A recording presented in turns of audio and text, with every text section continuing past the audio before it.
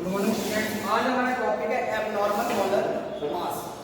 इसको समझने से पहले हम अब तक जो मोलर मास कैलकुलेट करते थे, दो कंडीशन में जब हमें एक्यूरेट मोलर मास कैलकुलेट करना हो तो दो कंडीशन होती है, या तो आपका सॉल्यूशन कैसा हो, डाइल्यूट हो, और वो क्या करता हो, राउल्ट की लॉ का पालन करता हो। दूसरा क्या हुआ, ना तो उसमें एसोसिएशन होना चाहिए, ना ही डिसोसिएशन होना चाहिए। तो मैं लिख देता हूं नाइदर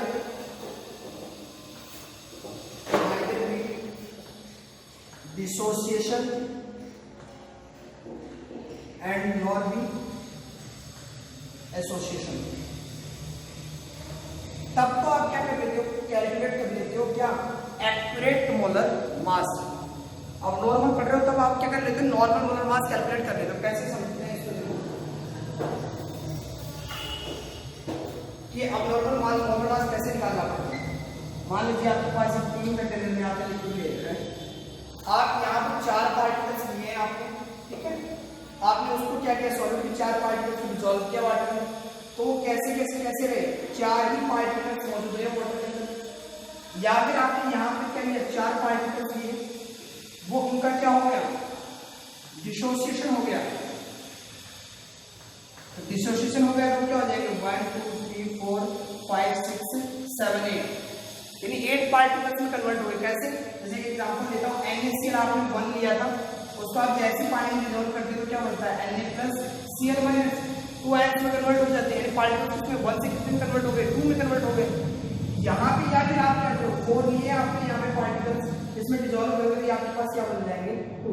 यहाँ पे क्या हो जाता है इनका एसोसिएशन, यहाँ पे क्या हो गया, 2 जो पार्टिकल्स है वो कंबाइन हो जाते हैं। क्या हो जाते हैं, 2 पार्टिकल्स कंबाइंड होकर क्या बना लेते हैं, जब 4 अगर 2 करें कंबाइंड होकर कितने बन जाएंगे, 2 पार्टिकल्स। अब देखिए यहाँ पे हम मोलर मास निकालते थे तो जो बाहर थे और जो अंदर था हम कैलकुलेट करते दोनों इक्वल आते थे। क्यों, क्योंकि हम 4 का ही कैलकुलेट करते थे।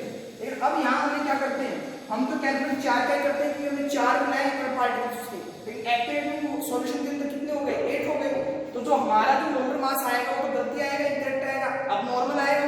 क्यों, क्योंकि यहाँ पे क्या हो गया, पार्टिकल्स की संख्या इंक्रीज हो गई है यहाँ पे, जबकि इसमें एसोसिएशन में मैं बात करता हूँ तो यहाँ पे क्या हो गई, पार्टिकल्स के जो नंबर सब क्या हो गए, डिक्रीज हो गए। तब भी हमारा क्या आएगा, अब नॉर्मल मोलर मास आएगा। यानी अब नॉर्मल मोलर मास कब निकालते हैं, जब आपका क्या हो, या तो एसोसिएशन हो या फिर क्या हो, डिसोसिएशन हो। आगे देखो,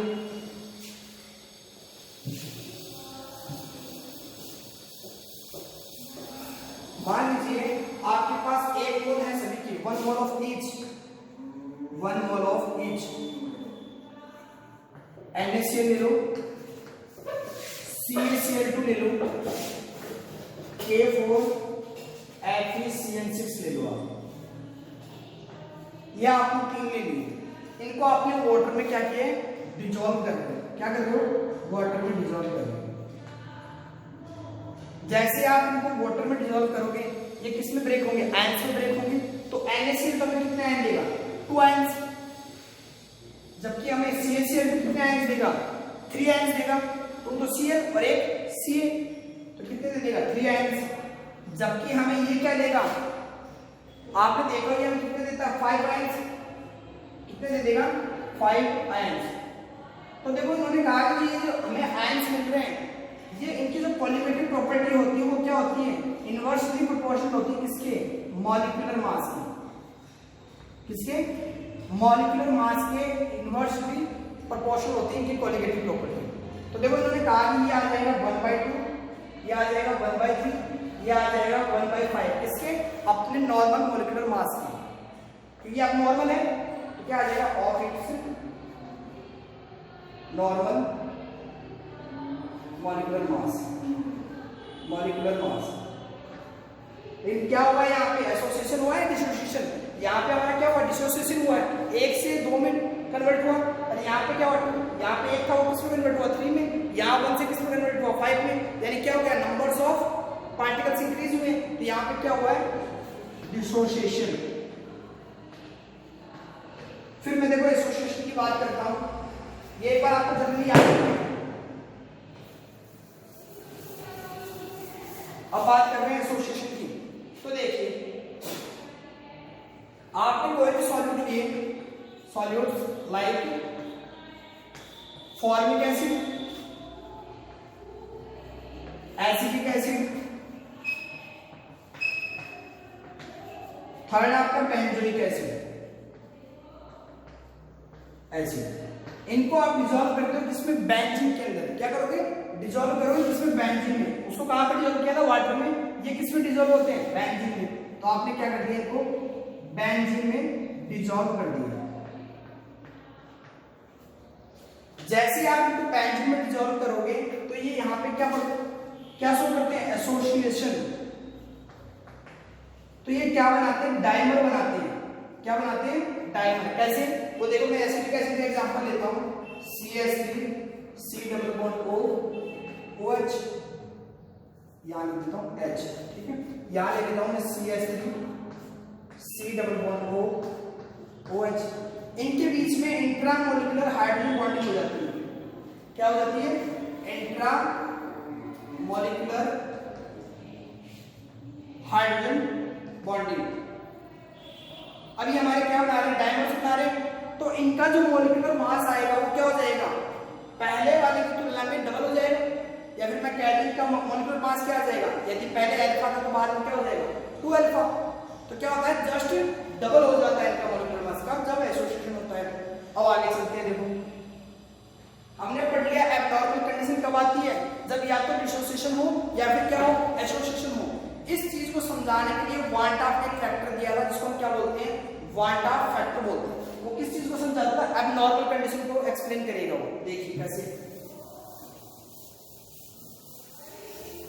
वांट ऑफ फैक्टर,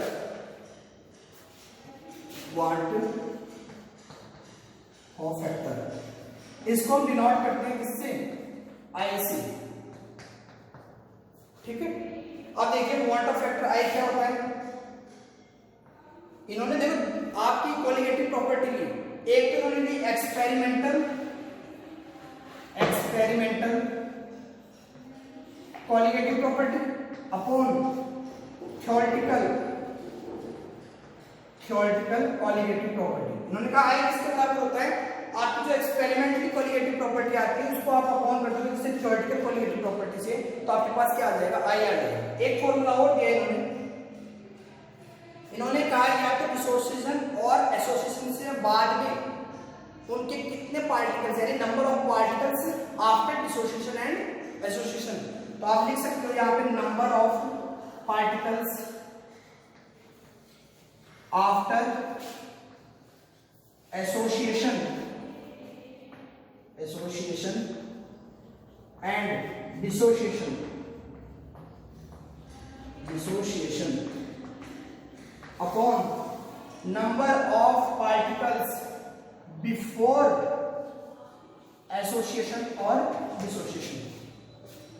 इस फॉर्मूले से भी आप क्या कैलकुलेट कर सकते हो, I कैलकुलेट कर सकते हो। यदि मैं यहाँ पे जब यहाँ लिख देता हूँ सीधा शॉर्ट में लिखूँ तो कोलिगेटिव प्रॉपर्टी फाइनल का मतलब आफ्टर डिसोसिएशन एंड एसोसिएशन। यहाँ पे लिख देता हूँ कोलिगेटिव प्रॉपर्टी इनिशियल, यानी बिफोर एसोसिएशन एंड डिसोसिएशन। इसको मैं मोल सेट किया, अगर मैं बात करूँ तो NF ले लूंगा और NI ले लूंगा।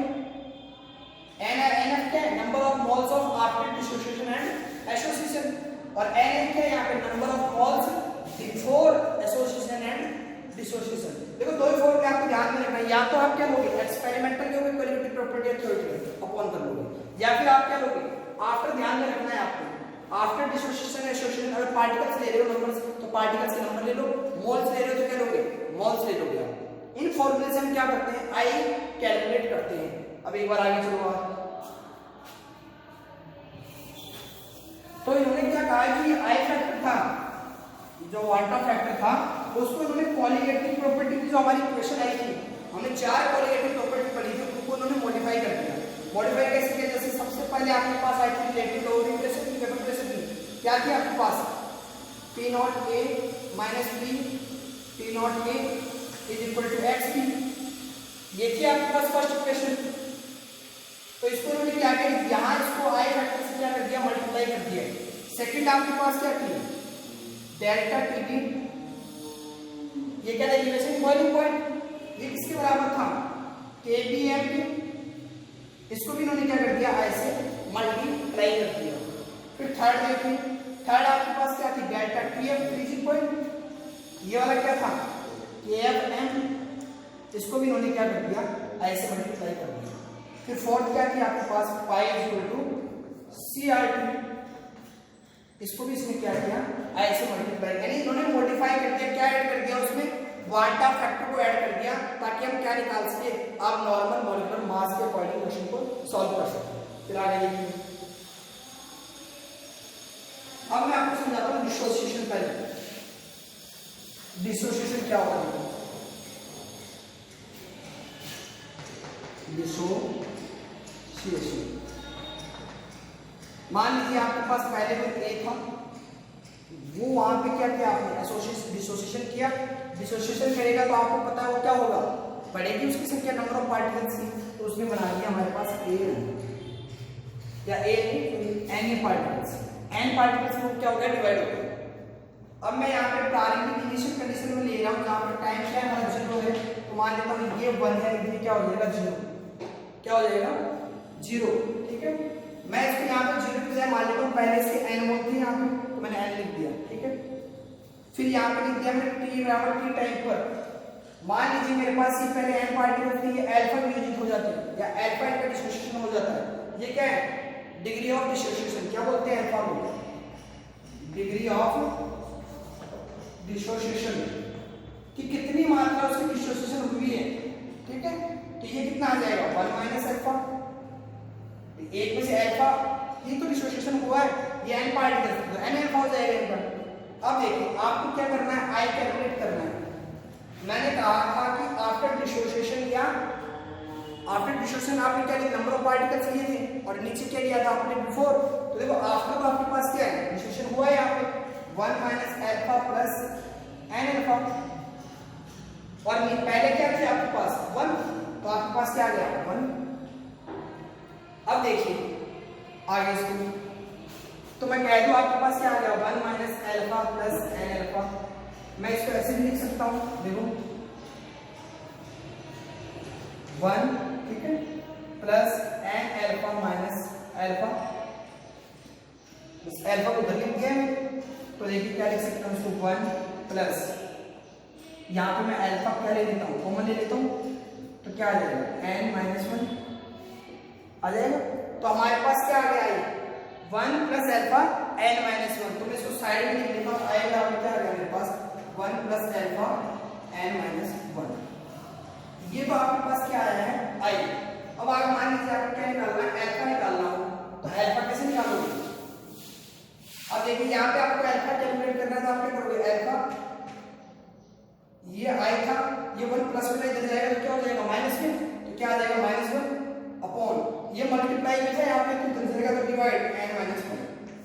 इससे आप क्या कर सकते हो, अल्फा कैलकुलेट कर सकते हो। तो इस प्रकार आप क्या करते हो, डिसोसिएशन की मात्रा निकाल लेते हो, ठीक है। मैं एक एग्जांपल और दे देता हूँ डिसोसिएशन का। जैसे मान लीजिए आपने दिया था NaCl, आपने इसको ब्रेक कर दिया Na प्लस Cl। मान लीजिए t बराबर टाइम 0 पर ये क्या था 1 था, तो ये क्या थे 0 0। t बराबर टाइम क्या, ये काइनेटिक्स वाले में पढ़ाऊंगा मैं आपको कैसे होते हैं। मान लीजिए यहाँ पे क्या होगा अल्फा, ये भी अल्फा होगा, तो ये कितना आ जाएगा 1 माइनस अल्फा, तो ये आई बराबर क्या आ जाएगा आपके पास 1 minus alpha plus alpha upon 1। अब देखो माइनस अल्फा से प्लस अल्फा कट जाएंगे, क्या बचा आपके पास 1 प्लस अल्फा, तो आई की वैल्यू क्या आ गई 1 प्लस अल्फा। ये आपने क्या निकाल दिया, यहाँ पे क्वांटा फैक्टर निकाल लिया। अब अगर आपके पास आई का मान दे रखा होगा आप अल्फा भी निकाल सकते हो। अगर मैं मान लूं कि यदि अल्फा बराबर क्या है यहाँ पे 1 है, जैसे अल्फा बराबर 1 रखोगे तो कितना आ जाएगा 1 प्लस 1 2 आ जाएगा क्वांटा फैक्टर। तो यहाँ देखो कितने में डिसोसिएशन हो रहा था 1 और 2। इस प्रकार आप क्या कर सकते हो, कैलकुलेट कर सकते हो। यदि मैं दूसरा एग्जांपल दूं, देखो CaCl2, ये डिसोसिएशन किसमें होगा Ca प्लस 2Cl में, प्लस लगाने का इसमें। अब देखिए t बराबर 0 पे क्या हो जाएगा 1, तो ये कितना होगा अल्फा, तो ये कितना हो जाएगा 2 अल्फा, ये 2 है इसके। अब देखिए t बराबर टाइम पे क्या हो जाएगा, सॉरी पहले में यहाँ 0 0 था ना, फिर t बराबर t पर क्या होगा, ये तो हो जाएगा अल्फा, ये हो जाएगा 2 अल्फा, ये क्या आ जाएगा माइनस अल्फा। आई निकालिए 1 minus alpha plus 2 alpha upon 1 minus alpha से प्लस अल्फा कैंसिल, क्या आ गया आपके पास 1 प्लस 2 अल्फा।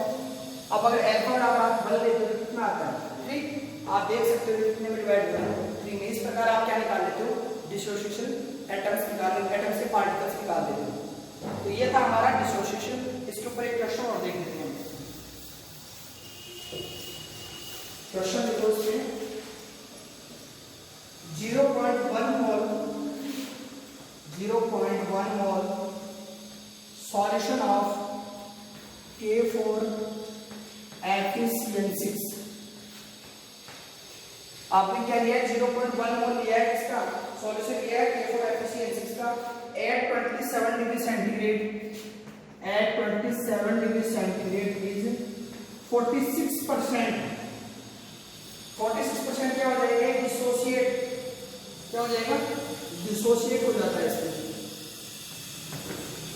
अब आपको कैलकुलेट करना है, calculate the osmotic pressure of, calculate the osmotic pressure of solution, osmotic pressure of solution, pressure of solution. देखो इसको कैसे निकालोगे, आपको पता है पाई इक्वल टू क्या होगा ICRT, तो जिसके बेस पे निकाल रहे हो 1 का फैक्टर के अकॉर्डिंग निकाल रहे हो। अब आपको आई कैलकुलेट करना पड़ेगा कि आपके पास आई है नहीं, तो आप आई कैसे निकालोगे 1 plus alpha n minus 1। Alpha कितना है आपके पास 1 प्लस अल्फा बताओ कितना है 46% डिसोसिएशन हुआ है। मैंने कहा था क्या है डिग्री ऑफ डिसोसिएशन है, तो मैं यहाँ लिख देता हूँ 46/100 लिख दिया मैंने। अब आगे देखिए n क्या है, वो वैल्यू है जो ये कितने पार्टिकल्स में डिसोसिएट होता है। तो ये कितने आयंस देगा हमें 5, मैं पीछे बता चुका हूं आपको, तो कितना आ जाएगा 5 माइनस 1। अब जब आप इसको सॉल्व करेंगे तो ये आपके पास आएगा 2.84, कितना आ जाएगा 2.84। ये आपके पास किसकी वैल्यू आई आई की वैल्यू आई है। अब आपको क्या कैलकुलेट करना है पाई कैलकुलेट करना है, तो आई कितना आ गया 2.84 इनटू सी कितना गिवन है आपके पास 0.1, तो आपने क्या कर दिया 0.1। आप जानते हो आर क्या होता है यूनिवर्सल कांस्टेंट होता है 0.082, तो हमने लिख दिया 0.082। टी यहाँ पे कितना है 27 डिग्री सेंटीग्रेड, केल्विन में चेंज करके कितना आ जाएगा 300 केल्विन इनटू 300 केल्विन, तो ये आ जाएगा हमारे पास 6.98 एटमॉस्फेयर। इस प्रकार हम क्या कर लेते हैं ऑस्मोटिक प्रेशर कैलकुलेट कर लेते हैं 6.98 एटमॉस्फेयर हो गया। अब हम बात करते हैं एसोसिएशन की। ये जो आप अल्फा एन एन अल्फा, ये आपको वहां पे बताऊंगा केमिकल काइनेटिक्स में कैसे होता है।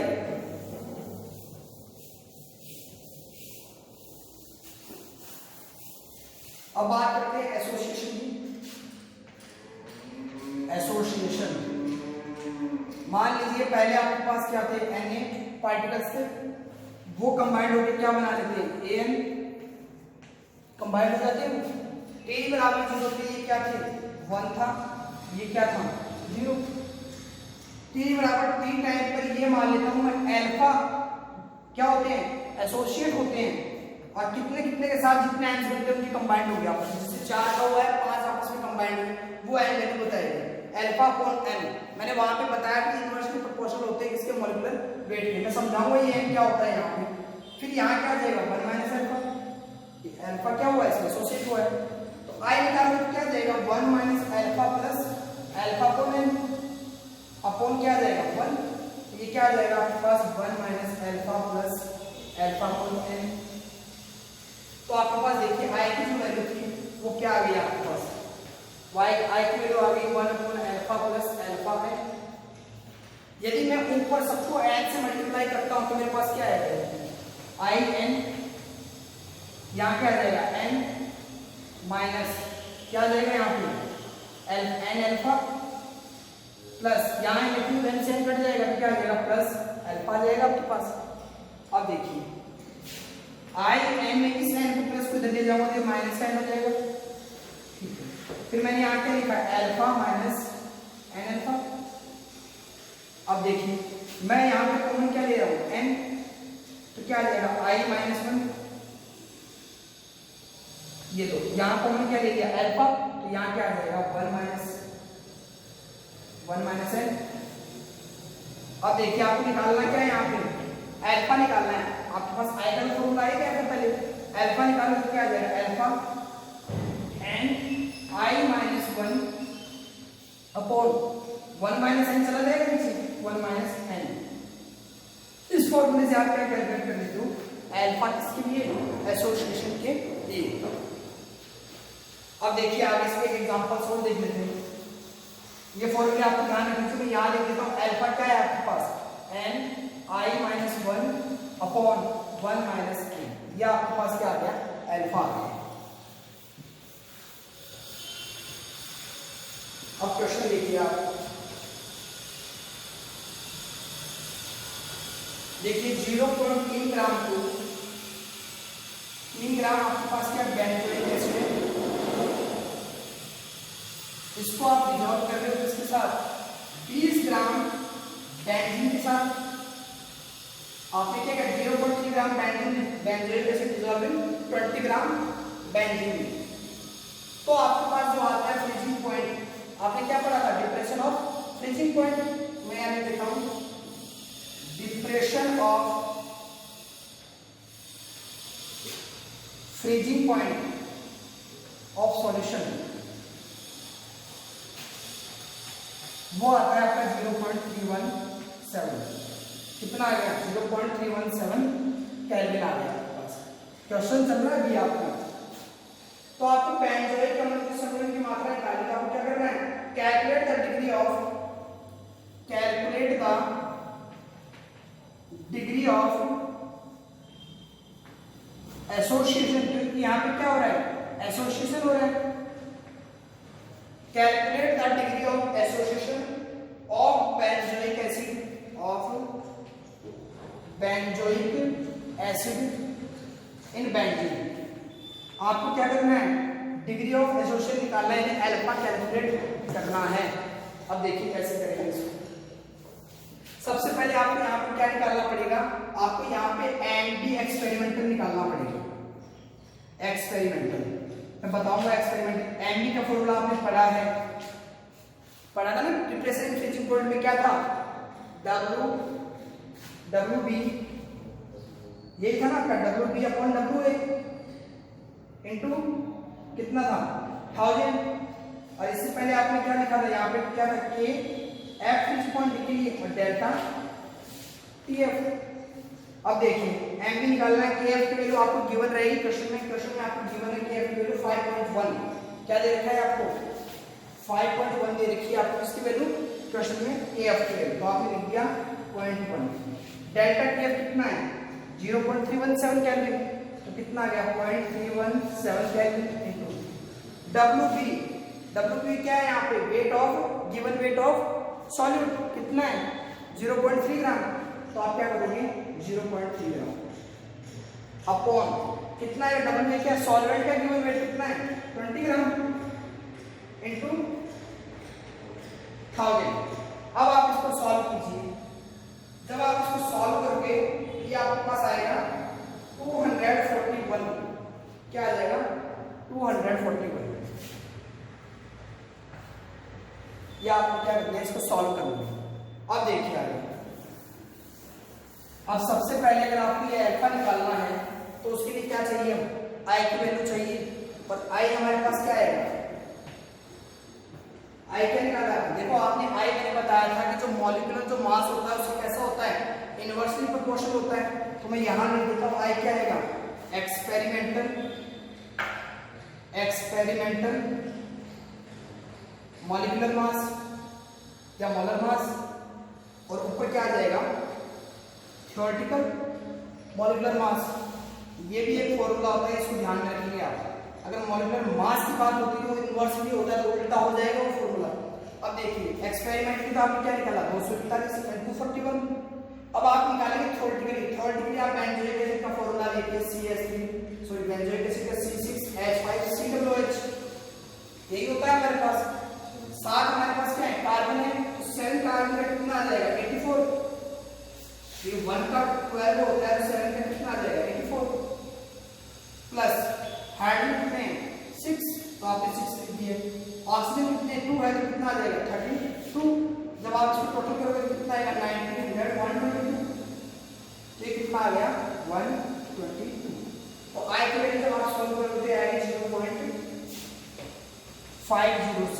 क्या आ गई आपके पास आई की वैल्यू आ गई।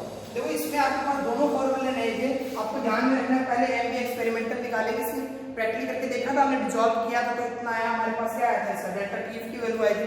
ये तो प्रैक्टिकली किया था ना, तो हमने इसका प्रैक्टिकली निकाल लिया एम पी निकालने के बाद में हमने क्या कर दिया, उसका एक्सपेरिमेंटल मोलेकुलर मास तो हमारे पास आ गया, तो हमने क्या कर दिया, थ्योरेटिकल मोलेकुलर मास निकाल दिया। ये फॉर्मूला आपको पीछे नहीं बताया गया है, यहाँ बताया गया, ध्यान रखना है आपको, फिर इन्वर्सली प्रोपोर्शनल होता है। अब मैं बात करता हूँ अल्फा की, मुझे अल्फा निकालना है,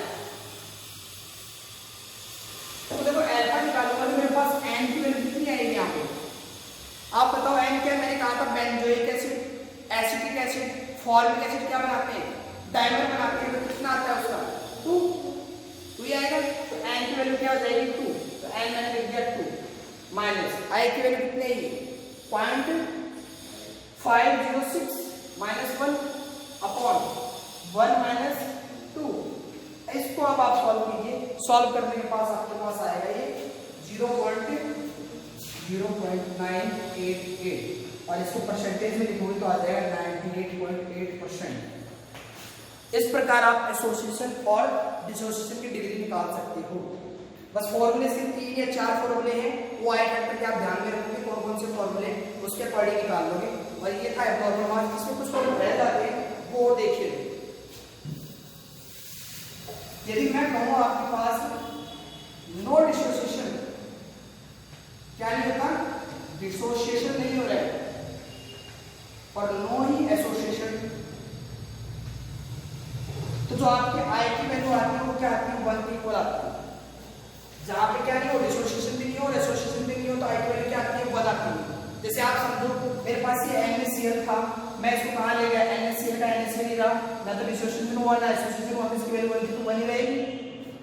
अब देखिए यदि आपके पास क्या हो, डिसोसिएशन हो, डिसोसिएशन, अब आपको पता है डिसोसिएशन होगा तो नंबर ऑफ पार्टिकल्स इंक्रीज होंगे, इंक्रीज होंगे तो आई की वैल्यू क्या आएगी 1 से कम आएगी या ज्यादा आएगी, भाई वैल्यू इंक्रीज हो रहे हैं, पार्टिकल्स इंक्रीज हो रहे हैं, तो आई की वैल्यू क्या आएगी 1 से क्या जाएगी, इंक्रीज हो जाएगी। तो क्या हो गया, आई की वैल्यू इंक्रीज होगी डिसोसिएशन में। एसोसिएशन में क्या होगा, आप देखते हो नंबर ऑफ पार्टिकल्स क्या हो जाते हैं, डिक्रीज हो जाते हैं, फिर कंबाइंड हो जाते हैं वो आपस में, तो यहाँ पे आई की वैल्यू क्या आ जाएगी 1 से कम। पहले था उससे कम होने, पहले 4 के लिए निकाल रहे थे आप मोलेकुलर मास, जब आपने एसोसिएशन किया फिर 2 हो गए, वो 2 के लिए निकाले तो कम ही आएगा उससे, और जब डिसोसिएशन करते हैं तो उसमें डबल हो जाते हैं, तो आई से क्या आएगी 1 से हमेशा ज्यादा आएगी।